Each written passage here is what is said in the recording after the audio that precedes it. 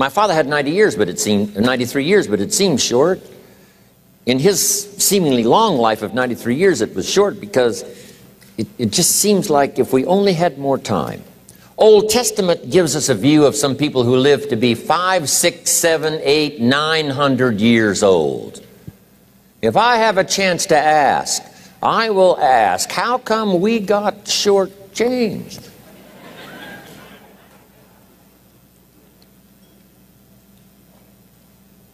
Wouldn't that be a good question if you had a chance to ask? Imagine 7, 8, 900 years to watch generation after generation after generation after generation stay healthy and well. I mean, you gotta be healthy to make it to 900. You gotta take your vitamins.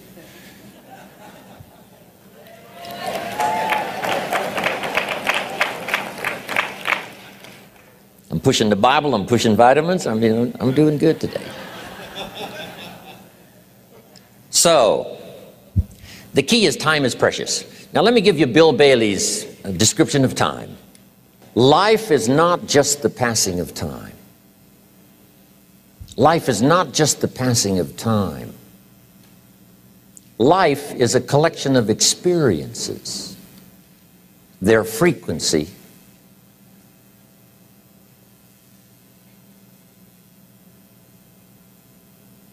and their intensity. Life is not just watching the clock tick away. Life is a collection of experiences, their intensity, their frequency. When my friend Mark died at age 44, someone says, that's young to die. But what if he lived 4 lifetimes in one? It might not be too young. So here's whatever the span of your life turns out to be, here's what you want to fill it up with: experiences and the intensity of those experiences.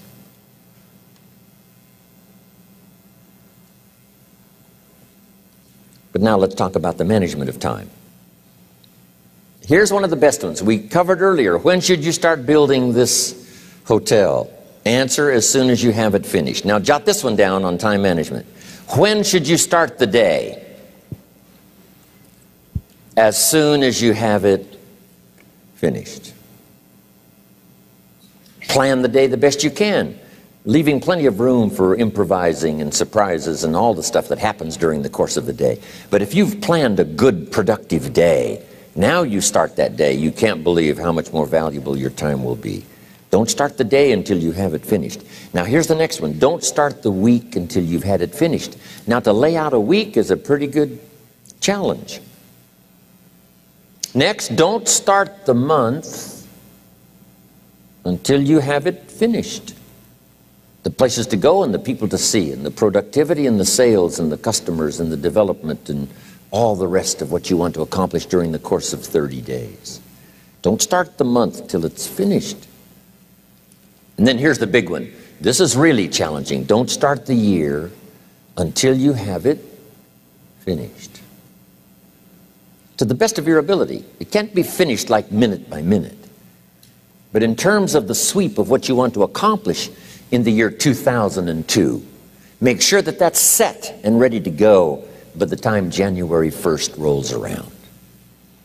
And it might get all upset, it might get torn up and you do a new one. You make so much progress the first 90 days that now you've multiplied it all by 2, by 3. Because that happened to me. I thought, wow, this is going to be a great year. By the time I'd finished the 3rd month, I'm rolling, I'm soaring. So many things are happening, I revised my whole year's plan. Okay. Now, jot this down. Approaches to the management of time. Here's the first one. Ignore the subject. I mean, that's good advice. Don't let anything overly bug you. Because remember now, you don't have to do anything. Someone says, well, I got to get a handle on my time. The answer is no, you don't. If you want to let it all go, you can let it all go. I mean, this is good advice. Somebody says, you ought, you ought, you ought. Jot this down. Ignore all the you oughts or you should. Only if they're giving general information. We should. It's better to say if you're teaching we should. Not you should, we should. Then you let me listen in without it being too confrontational. If everyone did this, see, that'd be great. And then you give a person a chance to choose to do it or not to do it. But when you start the you ought, now see if I don't, now see we got some tension and maybe some problems. So you oughts seem to always create problems. When you're talking to your kids, you say, no, if kids would do this, not always saying if you did this, life would be better, but if kids did this, life would be better. It's like making a little talk and letting them listen in. And then it's a little less confrontational. It gives us a choice.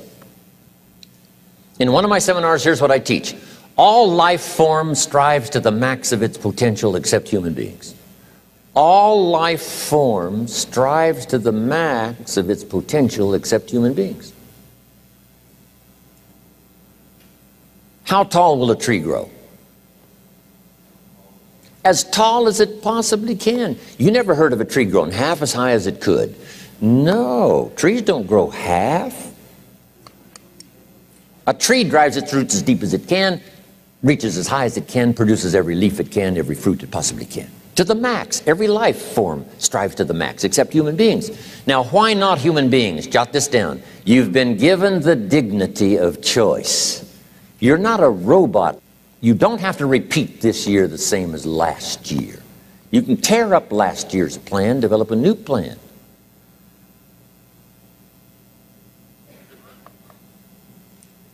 So, the dignity of being a human being. Now, here's the choice on being a human being. To be part of all we were meant to be, or to be all.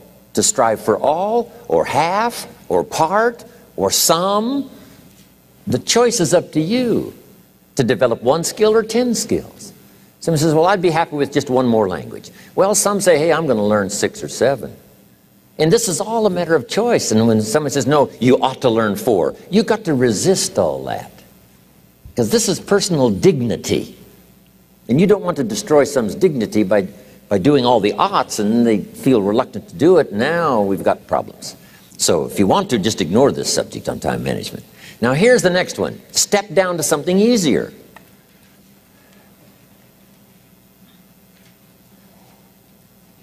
The guy's in sales and he says, oh, I want to own the company. Finally owns the company. Now he's got no time to play golf. He said, when I was in sales, I was making big money playing golf 3 days a week.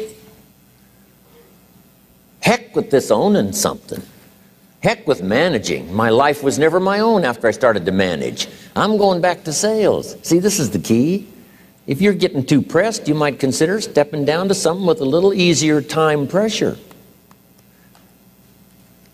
Little girl says to her mother, Daddy comes home, brings his briefcase and pats me on the head and says hello, disappears and works on his papers.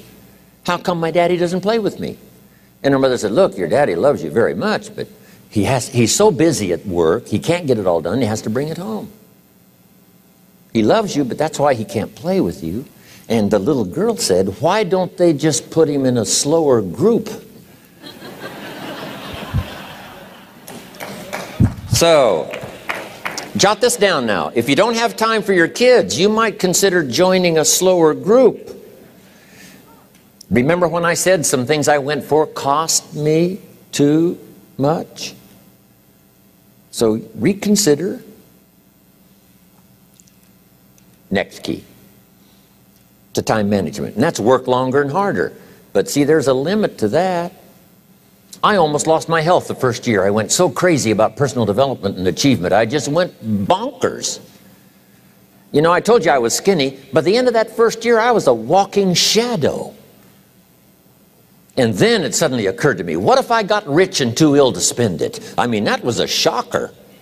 So I started, you know, developing a little more reasonable. Because I said, if 12 hours won't do it, I'll work 14. If that won't do it, I'll work 18. I mean, how many hours it takes. And sure enough, it cost me too much. So see, working longer and harder for some might be appropriate. You know, if you're just sitting around not doing that much, this might be good, work longer and harder. But you can only work so hard. Here's the key, not to work harder, but smarter. When you've worked as hard as you can, doing the best you can in terms of physical output in the time, reasonable time. Now here's the ultimate in the management of time, and that is you simply become more skillful. When I first got into sales, You know, I was around people that could get, 9 out of 10, 8 out of 10. And when I first started, I could only get 1 out of 10. But here's what I did. I worked around the clock, so that I would make up in numbers what I lacked in skill. That's good in sales. You got to jot that down. When you're new, you make up in numbers what you lack in skill. Now, when you become more skillful, the numbers can go down because now your persuasive ability and all of that is now so high that you don't need to put as many numbers out.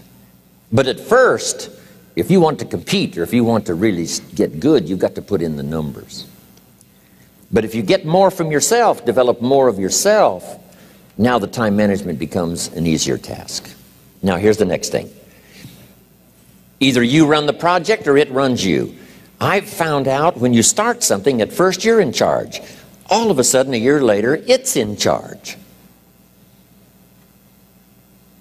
Some of the companies I started, I'm telling you, I'm in control. A couple of years later, I'm out of control. At first, I've got it on the run. 2 years later, it's got me on the run. Haven't got enough time. I'm dizzy with trying to get it all done. So here's part of the key, and that's to get in charge. Say, I'm going to take charge of my health. One of my albums is entitled, Take Charge of Your Life. Take charge of your time. Take charge of your resources, which we're going to talk about next. Take charge of your health. You're the one that's responsible for it. It's not a requirement of society that you not have a heart attack and take care of your family. That's not a requirement of society, but you must make it a requirement of yourself. Society doesn't require that you build a financial wall around your family nothing can get through. That's not a requirement of society. It's a requirement you impose on yourself to build a financial wall around your family nothing can get through. So impose on yourself this self-development of being in charge, taking charge of your life and your health and your future and your responsibilities and all the rest. Next, reasonable time is enough time to achieve all of your goals. Just jot that down. Reasonable time is enough time. I had to learn that. Reasonable time is enough time. Here's why. It's not the hours you put in, it's what you put in the hours. If you start depositing greater ideas into the hours you've got later than now, I'm telling you later, you can't believe the productivity that will flow.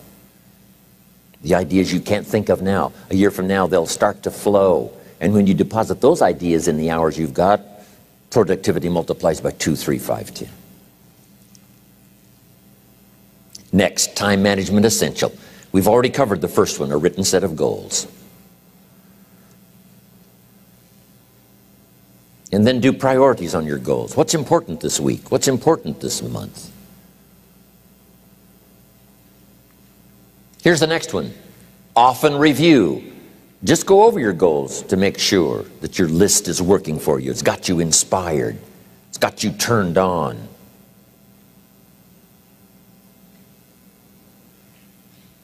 Somebody says, how come you're up so early? Say, if you were headed where I'm headed, you'd be up early too. Wow. If you were going to meet who I'm going to meet, you'd be up early. If it was going to stack up for you like it's stacking up for me, you'd be getting up early. Wow. Here's some more time management essentials. Learn to study what we call majors and minors. You pick up the phone. Here's what you must say when you pick up the phone. Is this a major conversation or a minor conversation? If it's minor, a few pleasantries and you're done. If it's major, maybe you've got to make a few notes. So here's the next one. Important conversations, make an agenda before you make the call. Just jot down a little agenda. It's so easy now to just talk out of your head. Did you ever hear a conversation end like this? Let's see, there was something else. See, you don't look that swift. I can't think of it right now.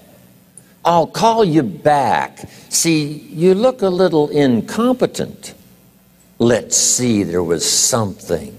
It escapes me right now. Really? So have you got this now? Make an agenda before you make a call if it's an important call. Now later that saves you all kinds of stuff. You call John in, the salesman, say, John, remember those 4 things we went over? He said, no, we didn't talk about that. And then you pull out your daytime or whatever, and there's the list you made when you made the call. He said, oh yes, seems like I do remember. And you've got him with your list. If it's just, salespeople especially can talk you out of what's in your head. It's true. No, we didn't talk about that. And if you don't have a little proof, I'm telling you, it's gone. So make an agenda before you make a call. So what's major, what's minor? Now here's the key on this. Don't major in minor things. If you take up major time to do minor things, I'm telling you, you'll be behind the curve constantly. Here's what we learn in sales training. What's major time and what's minor time? Here's minor time, thinking about prospects. Here's minor time, making lists of prospects. Here's minor time, keeping books on prospects. Here's minor time, going to see the prospect. Here's minor time, evaluating the prospect after you've been there. That's all minor time. Here's major time, in the presence of the prospect. That's major time. And if you took a look, if you're in sales and you took a look at a week, you'd say, my gosh, I'm spending 90% of my time on the minor stuff and so little time on the major stuff in the presence of. How many hours in the presence of in my day? How many hours in the presence of during my sales week? Because the time that really counts is in the presence of the prospect. Majors and minors. Here's another key time management essential. Don't mistake movement for achievement. It's easy to get faked out by being busy. Guy comes home at night all exhausted, falls in the chair and says, oh, I've been going. Here's the big question. Doing what? It's not the going. Some people are going, and they're doing figure eights. I mean, their progress is small. So don't mistake movement for achievement. Here's another one in sales we learned. Don't mistake courtesy for consent. If somebody's pleasant and they nod, you say, oh, they're going to buy. No, they're courteous. You can't mistake courtesy for consent.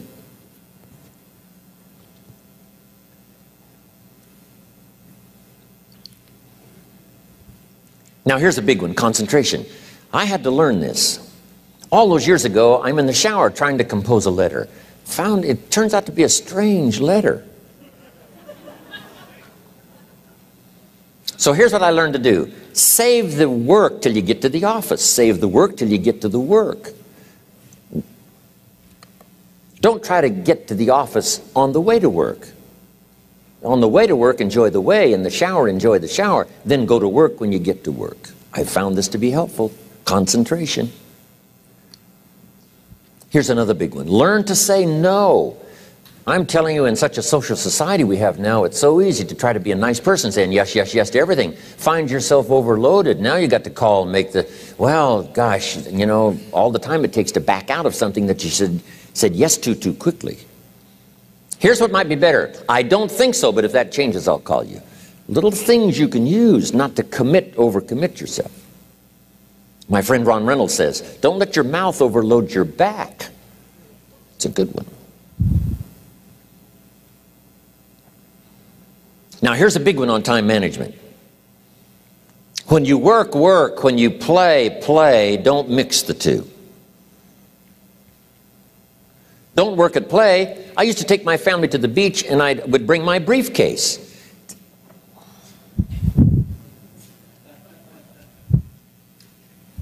I learned not to do that. Or at the beach I'm saying I should be at the office, I should be at the office. Now my family's upset because I'm at the beach and I'm thinking office, office, office. Now when I'm at the office I'm thinking what? I got to get my family to the beach, the beach, the beach. So things are not going too well at the office because I'm thinking beach, and things are not going too well at the beach because I'm thinking office. Here's what I learned to do. At the beach, be at the beach. At the office, be at the office. When you work, work. When you play, play. Don't mix the two. Don't work at play. Now here's one of the most important ones. Don't play at work. Work is too serious. You don't want the reputation of being the office joker. It's not a good one. Yes, there's time for some pleasant stories. Yes, there's time for a little humor. Yes, best if it's a happy office, of course. But I'm telling you, you got to be serious about work, because you're parting with a piece of your life for the work you do. Your work costs you a piece of your life. Here's what it's called: serious business. Not grim, not unhappy, but serious. Key. Don't play at work. The old expression, I don't think we use it anymore, horse around at the office. Play around, play jokes, play tricks. No place, not at the workplace. At the beach, yes. At the bar, yes. Somewhere else, not work.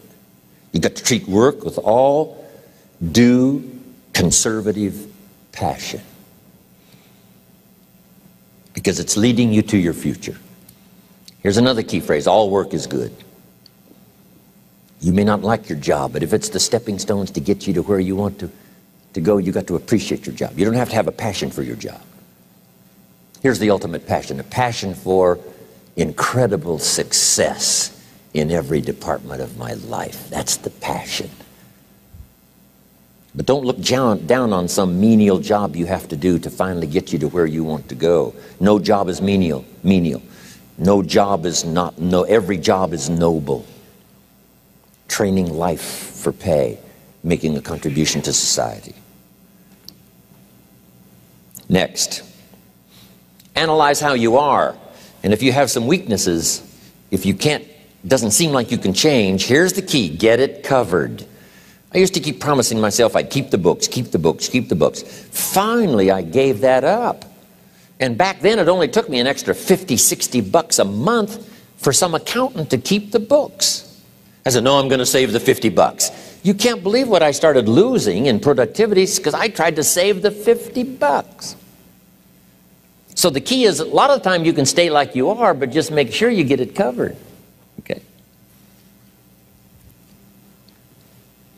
Next, beware of the telephone and all other systems of communication, especially the telephone at home and systems of communication at home.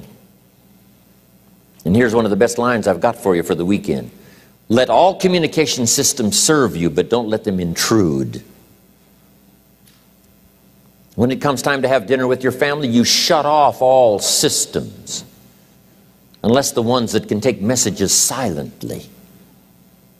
Don't let the phone ring. Don't let anybody intrude, come through the front door nor the back door, nor through the telephone or any other device. So you can't reach John and his family when he's having dinner. The President of the United States couldn't get through. If you develop that kind of a reputation, father, mother, when we have dinner, when we're visiting and have this time with our family, nothing intrudes. So don't let these clever little devices keep intruding. You've got to have a place that's sacrosanct, it's valuable. You don't let anything in for that period of time. Okay. Isn't that good advice? Excellent advice. Here's the next one. Read all the books. You know, I've only got a few notes here on time management, but if you've got some particular challenges, you run a big organization, a big corporation, you've got some challenges, there's plenty of books. Now, here's what's next. Just be more alert to the things that might be stealing your time. Here's why. Time is like capital. You can't let someone steal your seed corn, you can't let someone steal your capital, and you can't let someone steal your time. You must designate your time, and some of the time that you designate, you must not let anyone steal. Casual time, you might let someone intrude and steal a little bit and take a little bit, but not serious time. Key.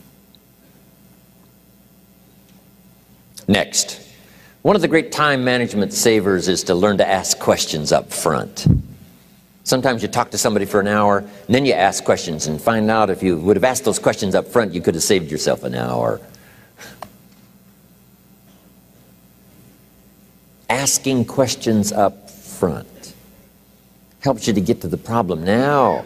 But if you just launch into some discourse, you might waste 30 minutes, waste an hour, when here's what you should have been talking about. After you finished an hour, you say, John, what's really the problem? He said, well, it's something personal. See, that's what you should have been talking about this whole hour. Key. Next, learn to think on paper. Now we're going to take a break. Some ways to think on paper. One, we've covered one. Solving problems. Take it out of your head and put it on paper. Another one is setting goals. Making these lists we've already started. Here's another good way to think on paper. It's a projects book. Each person you're working with and each project you're working on, get a loose leaf binder and a tab and some pieces of paper behind the tab, and do a little continual summary of how it's going between you and that person and between you and that project. I call it a projects book. It is so useful to me. But what's going on between you and this person?